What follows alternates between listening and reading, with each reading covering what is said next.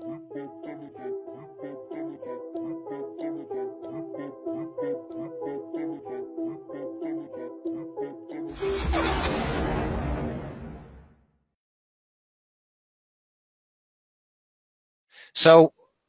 I'll just make a little disclaimer before I do start the presentation, and that's all the observations and all the readings and everything in this presentation are my own readings and my own personal beliefs.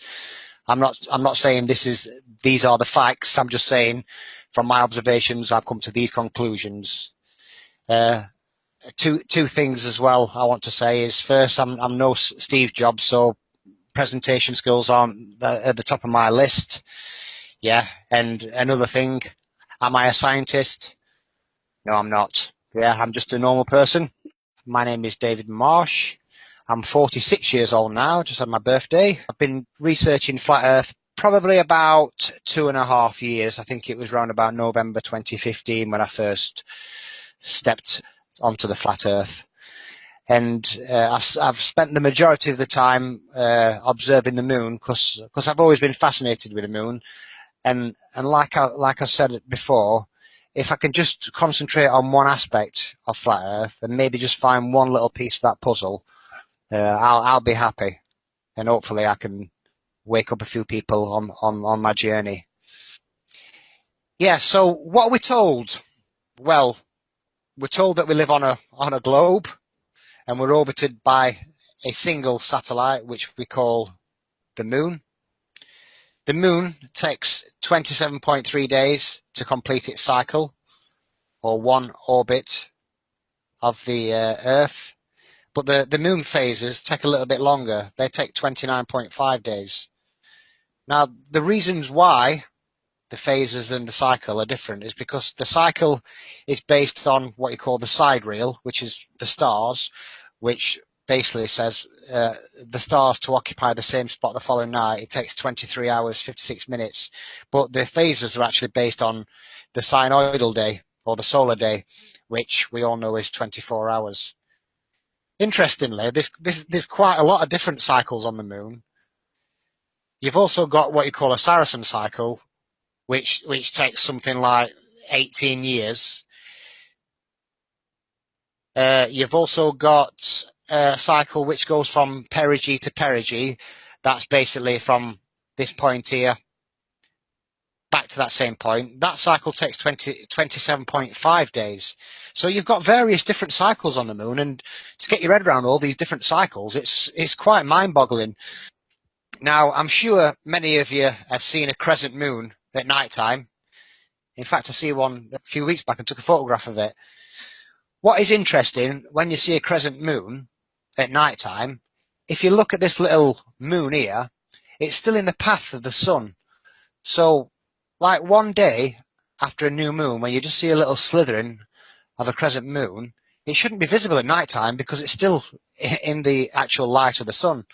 So next time you do see a little crescent moon like that, tell yourself that should be impossible according to the heliocentric model, because the moon's still in the path of the sun.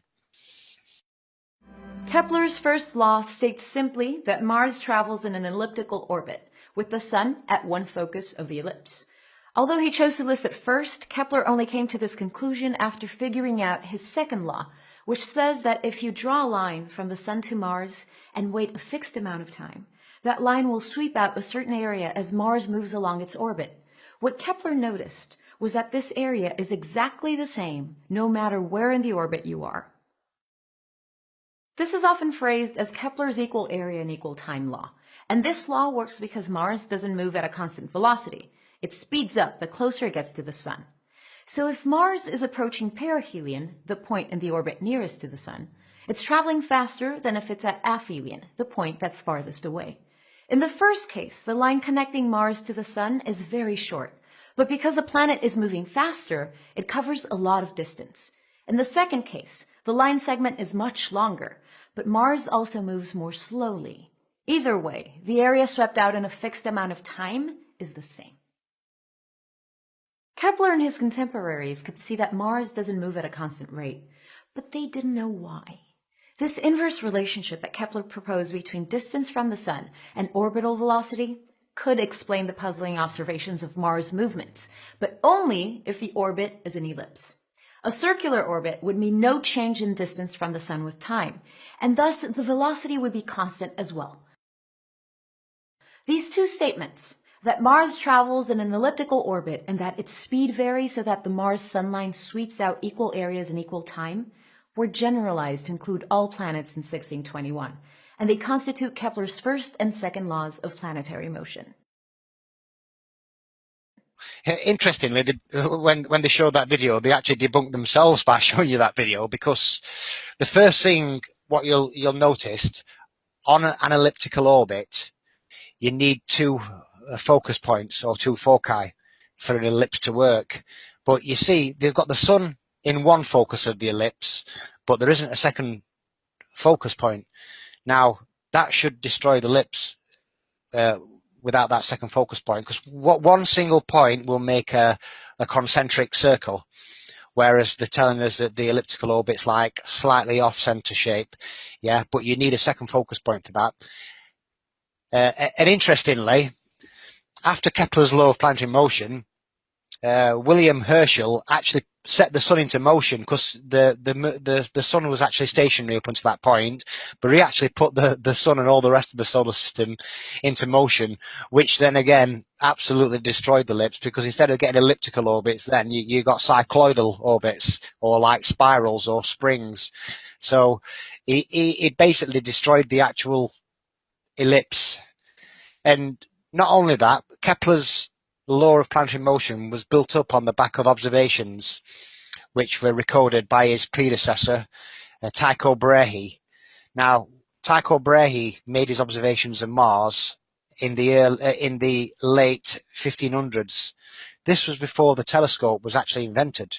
So all Kepler's laws are built up on observations before the telescope was even invented. I know that they had some clever little gadgets back then, astrolabes and what have you, but compare Tycho Brahe's observations to my observations. I'm using the latest optics camera equipment, and I'm using GPS coordination to make my observations. So yeah, people mock me when they say, "Oh, you're debunking Kepler's law with a camera and a phone app," but I'm referring to, I'm backing up all my data with Mooncalc and time and date to make sure my readings are accurate. So they can mock, but we'll have the last laugh.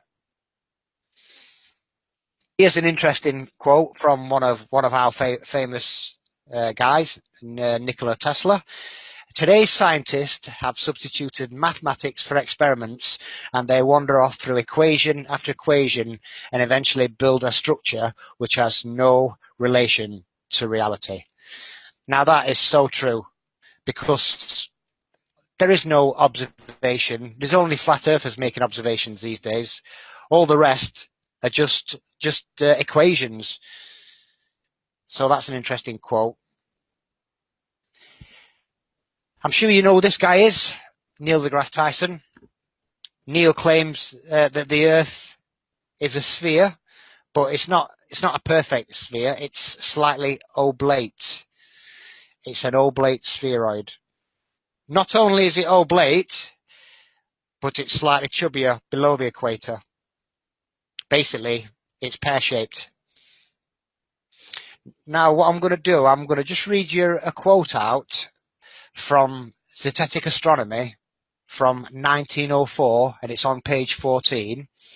This is straight out of the book. It says, "Theory first of all makes the Earth to be a globe, then not a perfect globe, but an oblate spheroid, flattened at the poles, then more oblate until it was in danger of becoming so flattened that it would be like a cheese, and passing over minor variations of form, we are finally told that the Earth is pear-shaped, and the ellipsoid has been replaced by an apoid.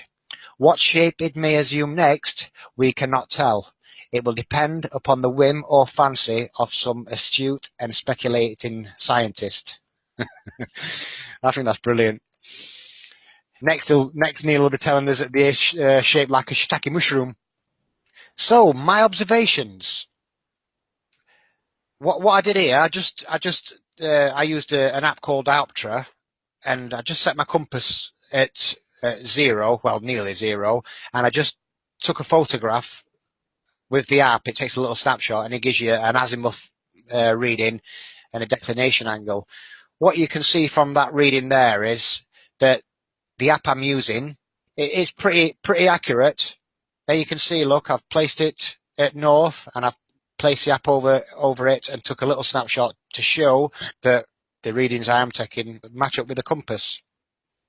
All my observations were made using the Nikon Coolpix B700. I always recorded at the same frame rate, which was 60 frames a second, the same zoom, which was about times 50, and from the same location, which was from my back garden in Ripley at the time. So I've always recorded my readings from the same spot. And not only that as well, I always try to catch the moon at my zenith, which was 180 degrees from my location at the time. Now I just want to give you a little bit of a comparison between flat Earth and globe Earth observations. On a flat Earth, one of the first things you'll learn about is perspective. And we learned that when a celestial object is closer to the observer, it will appear higher in the sky. And when a celestial object appears further away, closer to the horizon, that's how we judge it. That's how I judge it anyway, and I'm sure there's a lot of people out there who think the same. But interestingly, from a globe Earth perspective of the moon, when the moon's high on the Tropic of Cancer, it's not because it's closer to the Earth. It could actually be at apogee at that point in its cycle. It's because of that 5-degree inclination. That's what puts the moon high in the sky in their model. But from a flat Earth perspective, I judge it when the moon's high in the sky. I judge that moon being close to me, and when it's further away on the horizon, it's lower down.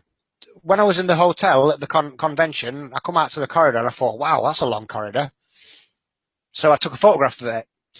And what you'll see is these lights, they're all the same size, but it just looks like they're getting smaller and smaller and getting closer to the horizon, just like celestial objects do.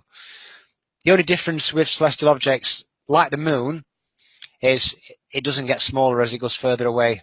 There is a reason for that, and it's called atmospheric lensing. That's why the moon, it actually gets bigger as it gets closer to the horizon, because you're looking at the moon through more layers of atmosphere. It will appear bigger on the horizon than it does when it's up high in the sky, because you're looking at it through less layers of atmosphere, if that makes any sense. My first observation, when the moon was on the Tropic of Cancer, and what you'll see here, the moon is in what I call the northern circuit, and it basically follows the actual stars. It does that all the time, and I took a snapshot on the 6th of March 2017. There you'll see the moon phase, which is a waxing gibbous moon. I also took a snapshot from NASA's Lunar Reconnaissance Orbital platform. Basically, this tells you the position of the moon from a globe Earth perspective. It tells you how close the moon is to the Earth. Obviously, when it's at 28 there, that's 28 Earths away. And when it's at its furthest point, that's 32. So the 28 would be perigee, and the 32 would be apogee. One thing what's quite difficult to get your head around, from a globe Earth perspective, when the moon would actually appear to speed up in the sky, it would be when it's at actual apogee. I know this is difficult to get your head around, but when it's at its slowest point in the cycle, that's when it would appear to speed up on a spinning globe. So just keep that in mind, because that does become quite important later on. Keep that in mind. But on the night of the 6th of March, I took a diopter reading. And as you can see, at that point, the moon was at 187 degrees, which is just roundabout south where I always like to catch the moon at zenith. And it was high in the sky at 56.1 degrees. That's the declination angle. So it is quite high in the sky, as you can see there. I also compared my readings with Mooncalc. You know what I mean? It'd be a bit daft if I pointed my app at the moon. It said it was at 180 degrees, and I went onto Mooncalc and it said it should have been at 270. There'd be questions being asked. So as you can see, their readings on the time of my observation was 183 and 55 degrees. If I just click back, you'll see mine are 187, 4 degrees out, yeah, and a little bit out on the declination angle. One thing you have to keep in mind, yeah, I'm using a phone app which uses GPS, and you have to calibrate it. So you basically have to swing your arms around like a madman in your garden and do somersaults and all sorts to try and calibrate the actual app. And even if you move like a millimeter, it can be the difference of like 4 or 5 degrees. It's so difficult to get it absolutely spot on. So then, 1 week later, when the moon crosses the equator, as you can see, it travels in a fairly straight line when it's on the equator. Interestingly, the moon crosses the equator 26 times a year compared to the sun, which only crosses it twice. Not a lot of people know that. Well, they probably do now, like, but I didn't know that when I first started researching flat Earth. I thought the moon followed a similar path to the sun, but it clearly doesn't. So then again, on the 13th, a week later from my first observation, on the 13th of March 2017, the moon was nearly at full. So I took a little shot of the moon there. And also I took a snapshot from NASA's Lunar Reconnaissance moon phases. Interestingly, the moon's in the night sky there, and on a rare occasion you can see a full moon in the daytime. That should be impossible in the heliocentric model. Just like an eclipse, when the when the actual moon rises in the daytime already eclipsed. It's impossible. It should be impossible, but it happens. So then again, I took another reading on dioptra, 182 degrees facing south again, and you'll notice the declination angle now has dropped down to 39 degrees because the moon's heading south, so it will appear lower on the horizon. A confirmation with Mooncalc. Moon azimuth on their website was 178 degrees, and the declination angle was 39. So again, 4 degrees out, which is acceptable in my mind. So I'll take that as being pretty accurate. So my third observation, a week later, when the moon's on the Tropic of Capricorn, as you can see now, it's actually below that celestial equator, and it's in what I call the southern circuit. I'll just play that again so you can see it again. I'd just like to thank Jenna Fredo for the first time lapse from the Tropic of Cancer, and my good friend Jose Manuel Silva for this one he captured last year. I'll pick up on that later on anyway. Interestingly, this is where the moon should start speeding up in its cycle, but it shouldn't be like just a sharp increase in speed. It should be a varied increase in speed from one point to the next. So it should spend the first half of its cycle speeding up to apogee, and as it passes that point of apogee, it should spend its next point of its cycle slowing down. Even though that's the point where it actually speeds up on the globe, it will appear to slow down from a globe Earth perspective, like I mentioned before. There you see again, I took a reading. What you'll notice this time is I didn't quite catch the moon at south. There's a reason behind that. I've got a full-time job and I start work at 5:30 in the morning. As you'll see there, I left it as long as I could before I shot the moon. It was 5:16 and I then have to pedal 4 miles on my bike to start work at 5:30. So I was trying to rush the moon along to get in position, but I just had to take it as it was for that night, which I don't think it makes a lot of difference. So, but that's the reason why I didn't catch it at south. But you can see I took a Mooncalc reading to match up there at 516. The reading is 159 azimuth and 15.1 declination angle. 158 azimuth on mine, 15.1. What I did then, I basically raced the moons against each other.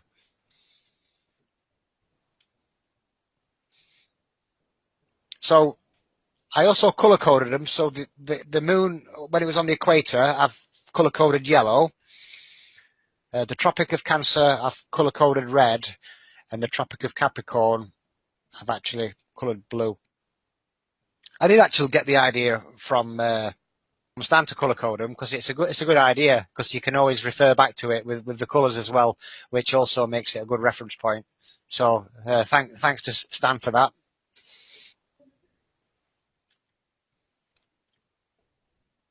I did my first observation. Yeah, and then on my second observation, the moon speeded up. So at the time, I was following the Circle AE map model, so I expected the moon to speed up on the Tropic of Capricorn. But what you'll see in a minute is quite interesting.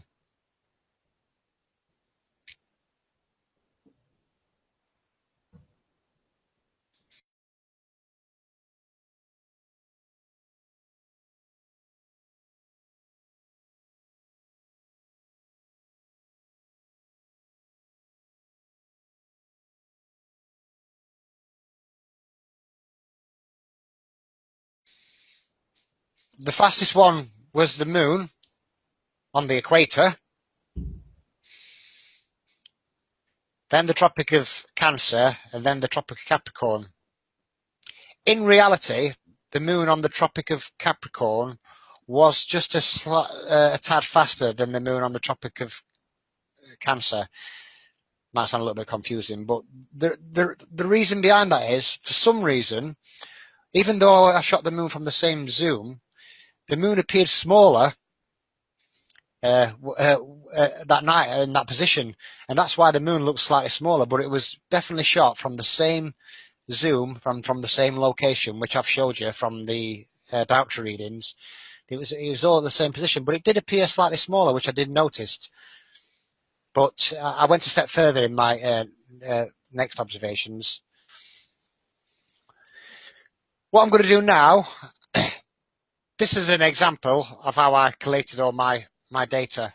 I didn't just take somebody's numbers for it and use them. I actually went online and actually worked out the meridian passing times between the moon occupying one spot and occupying the spot on the following night. That's how I got my time frame or my marker to actually measure my observations against what the moon's actually doing.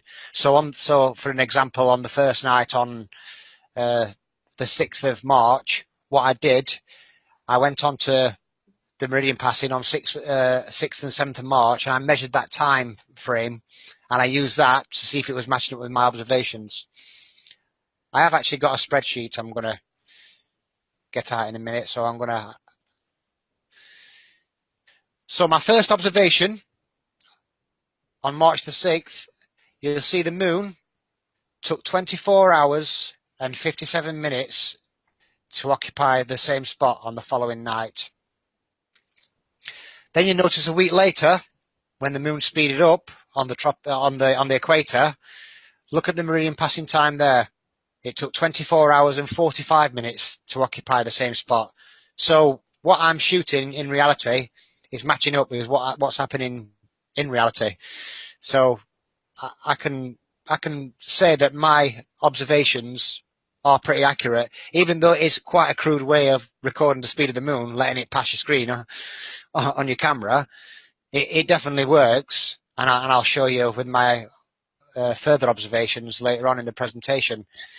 And as you can see again, on March 21st, the moon actually slowed down. That's what got me thinking about the circle model, that if you was on a circle model, wouldn't the moon speed up to cover the more ground? That was my thinking at the time, but I've moved completely away from models now. All I'm going to say is the Earth's flat because there's no measurable curvature over large bodies of water, not because it's a pizza or a Pac-Man or whatever you want it to be. So as you can see, them readings, there was all from my location, Ripley, UK Meridian Passing for March 2017. When I first posted my original moon race video, someone says, yeah, but when the moon's further away, it will appear to move slower because of parallax, you know. So when a celestial object is further away and it will appear smaller, it will take longer to actually cross your screen. So he says that's what would happen in reality.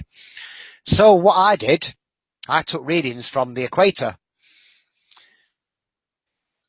I basically went on to time and date, exact same month, but I took the readings from the equator. And what you find is you get the exact same results. Even from their perspective, if you did the experiment from the equator, you'd get the same results. There you see on March 6th, 7th, the moon took 24 hours, 57 minutes to occupy the same spot. On the 12th, it speeded up, took 24 hours, 46 minutes. Remember, they're ahead of us, so it would have been actual there on their time, because there's quite a lot of time difference between the equator, especially in Pontianak, Indonesia. And then again, on March 21st, 24 hours, 49 minutes. So that's from 2 locations, but I went even one step further then. I took readings from a place in Ushuaia, which is on the southern tip of Argentina, which is on the exact opposite southern latitude to the UK. And guess what? You get the exact same results again. So it doesn't matter where you are on the plane, the moon should always speed up from that perspective. So that's quite interesting in itself, because that surprised me, that I expected some slight variation in numbers, but they're exactly the same. Everywhere you go, that moon will appear to speed up from their perspective. It doesn't matter where you go on the plane, New Zealand, Australia, it will always speed up, and time and date confirms that, which is very interesting. I looked at the daylight hours from Ushuaia, and we get 17 hours daylight on our summer solstice on June the 21st, and Ushuaia on December 21st gets the exact same amount of daylight hours on their summer solstice, but on the opposite latitude. So that's quite interesting as well. This is me hard at work. I just made a little time lapse of me actually collating the data.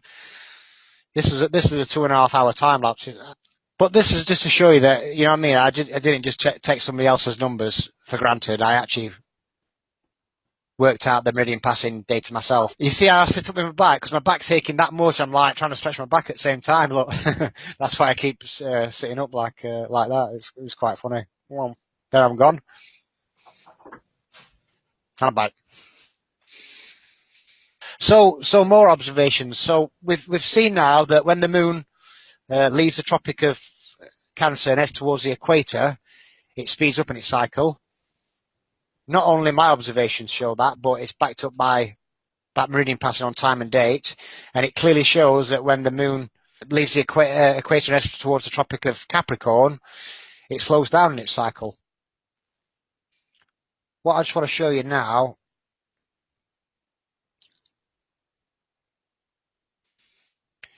is it's not a fluke either.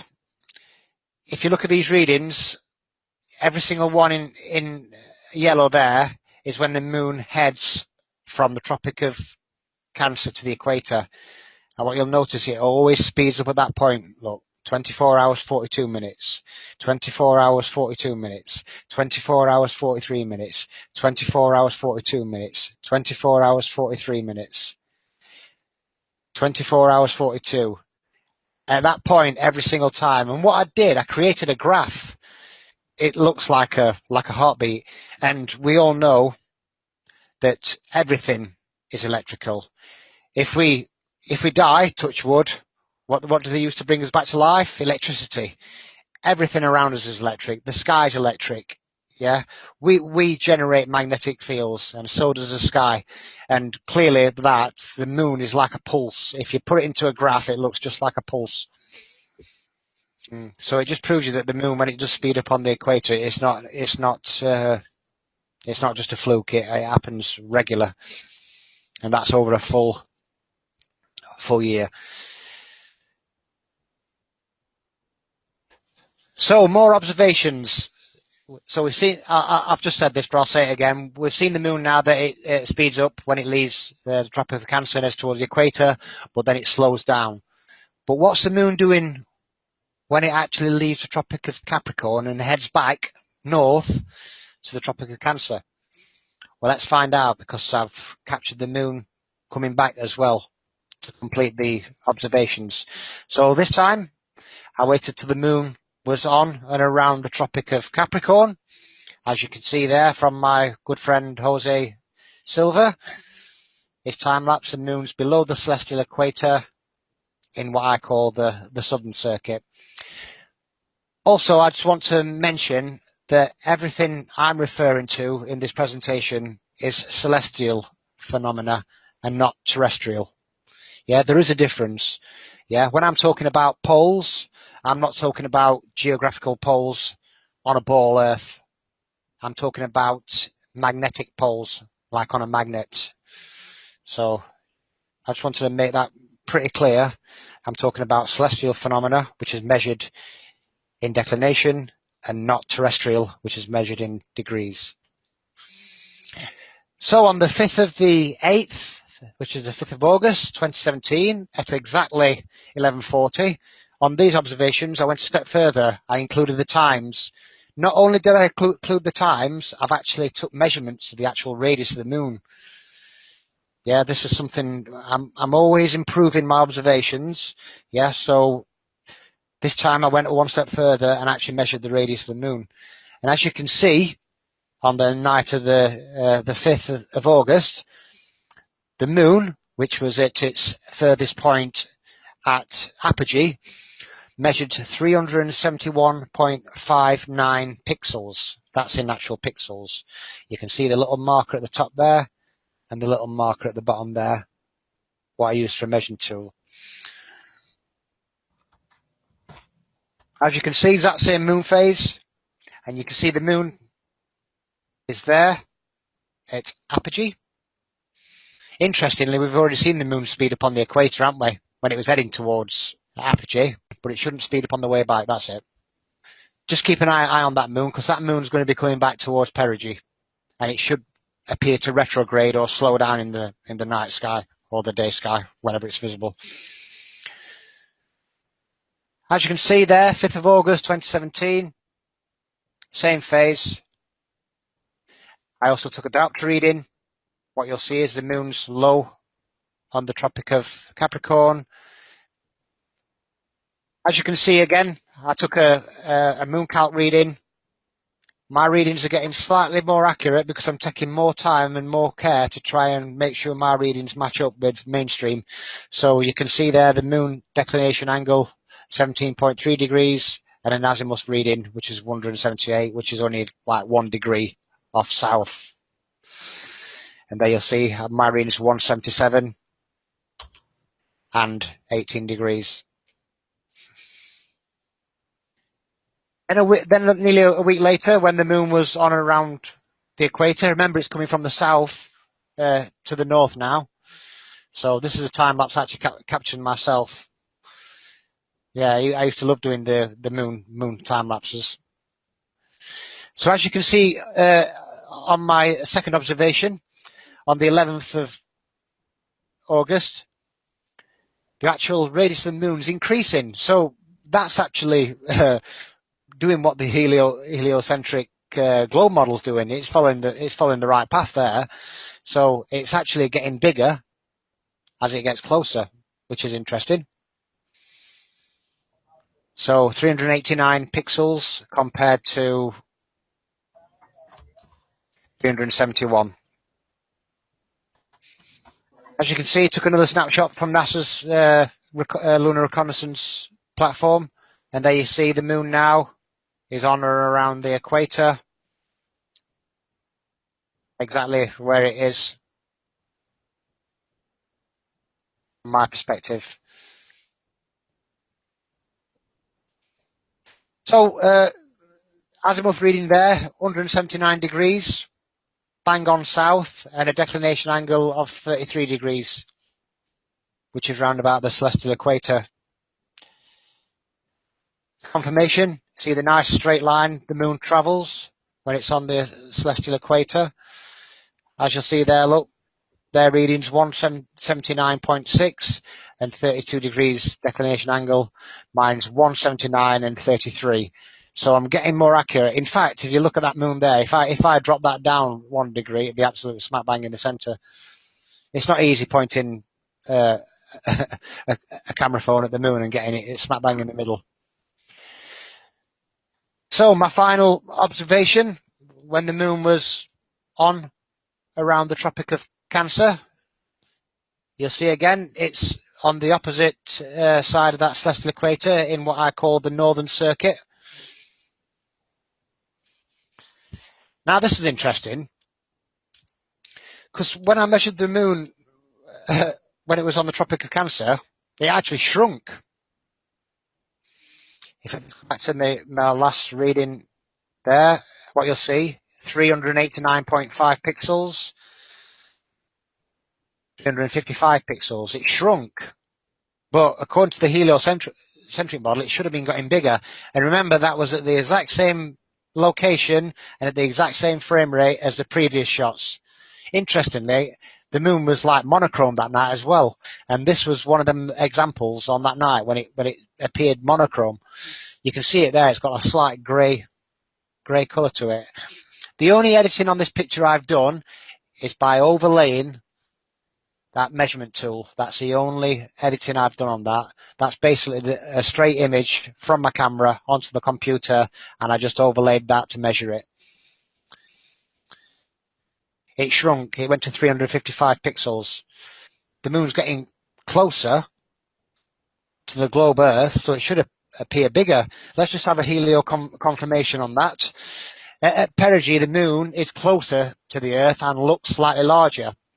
Now, I disagree, because when the moon is high at perigee and high on the Tropic of Cancer, it's like up in the sky and it looks tiny because you're looking at it through less layers of atmosphere. So I don't know how they can say that moon will look slightly bigger, because to me the moon looks slightly bigger when it's on the horizon when you're looking at it through more layers of atmosphere. So I don't agree with that, because when I shot the moon on that night, it appeared smaller. And it wasn't, obviously, according to their model, it's supposed to be closer, but clearly it's small in the sky. And if anybody's seen the moon when it's high on the Tropic of Cancer, you'll see it's right up in the sky and it's tiny. So again, took a diopter reading, 144 degrees at declination angle 48.1. You can see the moon's getting further and further north, and it's getting higher and higher in the sky. And just a quick reading there, you'll see 144. And a moon altitude or declination angle of 48.6. So again, my moon race for August. As you can see now, when the moon enters frame, it doesn't overexpose, because I'm learning new techniques with the camera, and I'm learning new tricks all the time, and new techniques. I learn as I go, basically. This moon race video is a lot better quality than the other one, a lot more stable, and the moon doesn't overexpose and look horrible as it comes into frame. I use what you call the AE lock feature on the camera. It's got it on the P900 as well. When you press record, you just have to press the little wheel to the right, and it locks the exposure and aperture and stops it overexposing. It's good for, especially if you want to shoot like an occult, when you catch a star going behind the moon, it's brilliant for stuff like that, because you can just set it at the right exposure and lock it, and then you can obviously see both the star and the moon in the exact same focus, which would be impossible.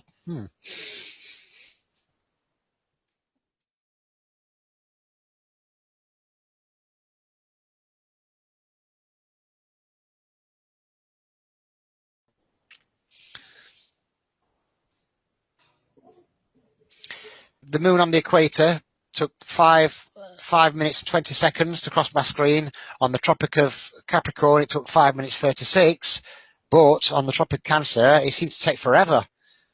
It took 6 minutes, 15 seconds to cross my screen. Look at the time difference there. That's huge. So the results, I need to just go back into my spreadsheet here.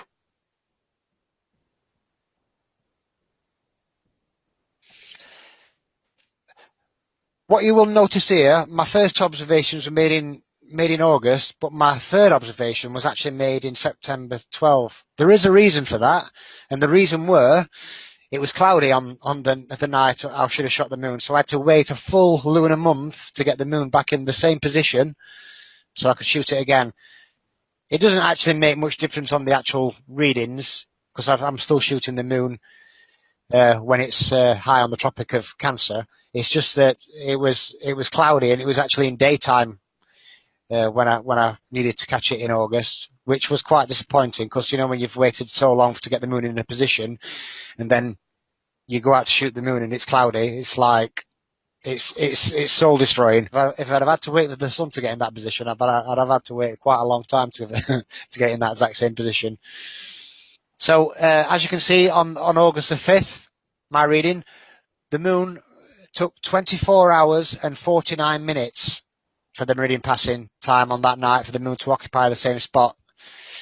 Then when the moon was on the equator, the moon took 24 hours 48 minutes.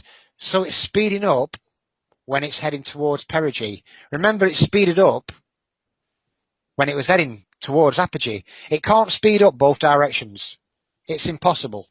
According to Kepler's law of planetary motion and his equal area and equal time law, the moon should spend the first half of its cycle speeding up with just a change in speed of around about 6% and the same when it going back the opposite direction.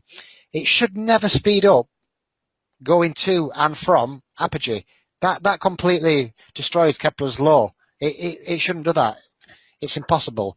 And you're probably thinking, yeah, but you could just put any of them readings on the screen yourself. You know what I mean? I've had to type them in there. Give you the confirmation first. So when the moon was on the Tropic of Capricorn, it took 5 minutes and 36 seconds to cross my screen, and the meridian passing on that night was 24 hours and 49 minutes. When the moon was on the equator, it took less time, so it was speeding up, and it took 5 minutes 20 seconds, and the meridian passing on that night was 24 hours 48 minutes. It's matching up exactly what I'm shooting in reality. And you know the moon took a long time to cross my screen. It took 6 minutes 15 seconds. Well, look at the meridian passing time on that night, 24 hours and 57 minutes. It's matching up exactly what I'm shooting in reality. And just to confirm this, I took a little snapshot from time and date, and if you see on the 5th there, 23:39 till 12:28, yeah, you measure that time and you get 24 hours and 49 minutes. And then on the 11th, 3:40 to 4:28 is exactly 24 hours and 48 minutes. So what I'm shooting in reality is backed up by time and date. But interestingly, the moon shouldn't speed up when it's heading towards perigee. Although it speeds up in the globe model, from a globe Earth perspective, it should appear to slow down. So how can it speed up? Magnetism versus gravity. This is an interesting quote taken from a book called Ether and Gravitation. It's by a guy called William Hooper. He's a globularist, but interestingly, he wrote in his book, if either of these forces is to be done away with, it must be the mysterious, intangible, unphilosophic attraction of gravitation, which must be replaced by the philosophic and known attraction of electricity, which can be traced to a physical medium, the electromagnetic ether. He absolutely got it, absolutely smack bang on when he said that, but then he backpedaled and says, no, it doesn't exist, it's gravity instead. It's mad. He just basically backpedaled at the end of the book and says, no, the ether doesn't exist, it's all gravity. But we know, everybody who's done their research into flat Earth knows that the only true force in nature is magnetism. And we're just going to see a little demonstration now of magnetism at work. There's no sound on this video, so I'll just let it play, and I'll just watch it with you.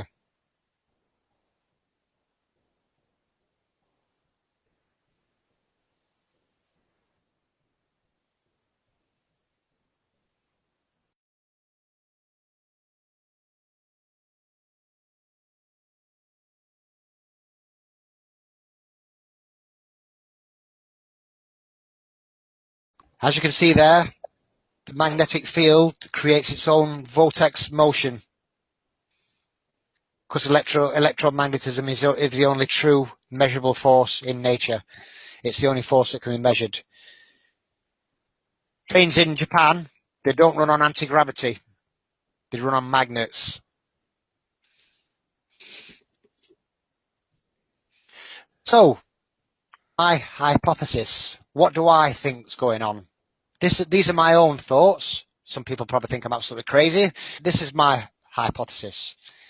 Now, this image is always blown me away, because the actual bright spot is the moon overexposed, and what it did, it created a lens glare reflection and created an image of the moon. So that light there can create that image of the moon. Now imagine that on an epic scale, with the atmosphere acting like that lens and not the camera itself. And that's when I come to the conclusion that the moon is basically a light in the sky, and it's some kind of projection. I'm not talking holographic images here. I'm talking like a natural projection. The light in the sky and the atmosphere acts as a giant lens, and it can create an image of the moon, which this image proves, because that doesn't look like the moon to me. How can that create that? It's an optical illusion. What we're seeing out in the sky is an optical illusion. The moon looks like it's probably about 10 miles away. It lights up the clouds locally around it. You know what I mean? If you look at the moon in the daytime, it's the actual image of the moon looks a bit fuzzy and not very clear, but at night time it always looks crisp and sharp, the image, you know what I mean? A bit like a rear projection screen telly. When you're watching in the daytime with the curtains open, you've got a rubbish picture, but you close the curtains and turn the light off and you've got a nice crisp picture. Same with the moon. I think David Weiss did some interesting experiments with the eclipse, where he showed a similar kind of projected light, and he basically cut that light out to make the eclipse. Might be worth having a little look at that video, what he made of last year, which was quite interesting, and I actually related to it to my research. And also that Steve Torrance and Mike Kavanagh come to a pretty similar conclusion in their electromagnetic Earth video, when they said that the orb of the sun is probably a type of projected image. I've come to the same conclusion, and I'm going to stick to my guns on that. So, the electromagnetic ether. We know that matter comes in three forms. You've got your solid, you've got your liquid, and you've also got gaseous as well. But there may be a fourth. Yeah, and that fourth element may be the electromagnetic ether, which is a luminiferous substance for the propagation of light. Basically, it carries all the heavenly bodies according to their frequencies, altitudes. And the ether is made up of two great vortices, or magnetic fields. And you've got one in the north. There's a time lapse with the camera pointing at Polaris. And you've got one in the south, which actually the stars rotate in the complete opposite direction. And that's from my good friend Paul Kofo, who took the shot facing south from New Zealand. If you put them side by side, there you'll see in the north, the stars rotate in a counterclockwise or anti-clockwise motion, and in the south, they rotate in a clockwise motion. Some people try and say that's perspective. I said it's two magnetic fields, personally. And just like a magnetic field, you see you'll have your vortex motion going one way. On the opposite pole, you'll have your vortex field going the opposite direction. It always goes in the opposite direction. And as you can see there, the moon, when it gets southern declination, it will basically cross the celestial equator, pick up on the ethereal currents in the opposing vortex, and be circling the opposite direction in the southern vortex. And then it will get northern declination, pick up on the northern currents, and be circling in the opposite direction in what I call the northern circuit.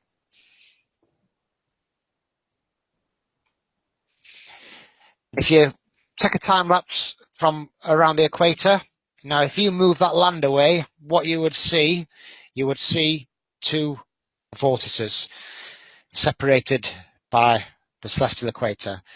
One goes one direction in the north, and one goes the other direction in the south. This is just to try and give you a visualization of what I believe the moon's doing. So when the moon is in the northern circuit, it will appear to circle, and as it picks up on the ethereal currents in the southern vortex, it will circle in the opposite direction. I know that might sound crazy, but if you go onto Mooncalc and you go to 70 degrees, what you'll find out is the moon will circumpolar from that observation. It'll be visible for 24 hours. So the moon will spend 2 weeks in the northern circuit in a counterclockwise direction. Then it'll spend the next 2 weeks circling the southern vortex in a clockwise motion. So it's basically going in a figure of 8. And I actually named it the lunar lemur. That's my own word I invented for that. We've heard of the analemma. Well, I actually made one up for the moon, and I call it the lunar lemur. And there you can see a snapshot of the moon over a 27, 28 day period. It clearly makes that figure of 8 pattern.